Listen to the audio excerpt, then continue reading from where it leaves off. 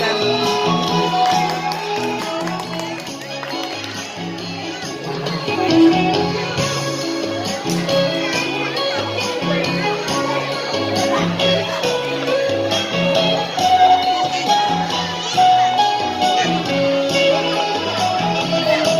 เรียกงานสามทางคือเส้นทางความศรีวิไลเป็นเส้นทางสว่างสวัยในบ้านเดียวใหม่สู่พวงเจริญนับวันมือใส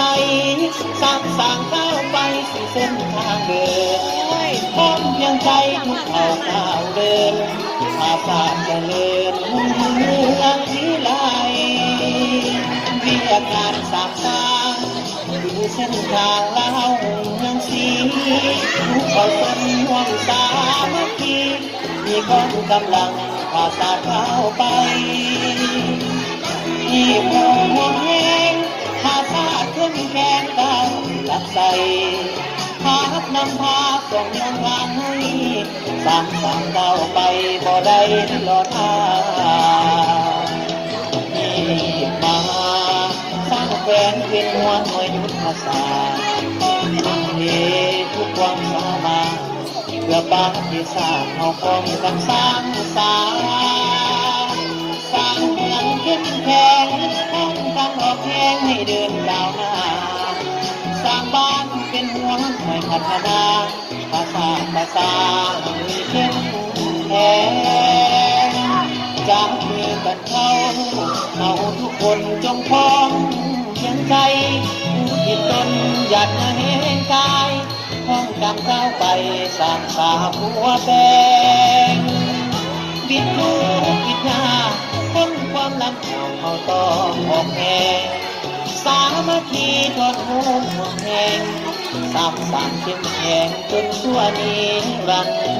ดร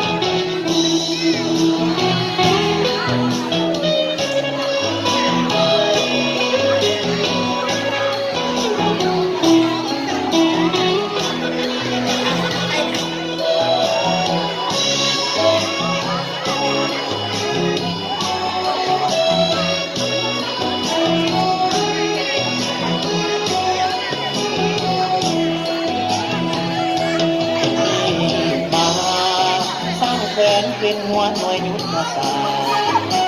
เหตุทุกความสามารถเพื่อปาฏิสาริย์เอาพร้อมกันสร้างเมืองเข้มแข็งป้องกันออกแข็งให้เดินก้าวหน้าสร้างบ้านเป็นหัวหน่วยพัฒนาภาษามีเข้มแข็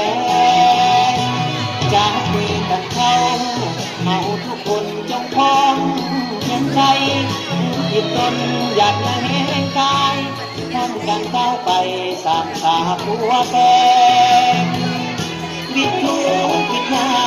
พ้นความลำบากเอาต่อหมอกแหงสามัคคีทอดหัวหมอกแหงสร้างเข้มแข็งจนชั่วนิรันดร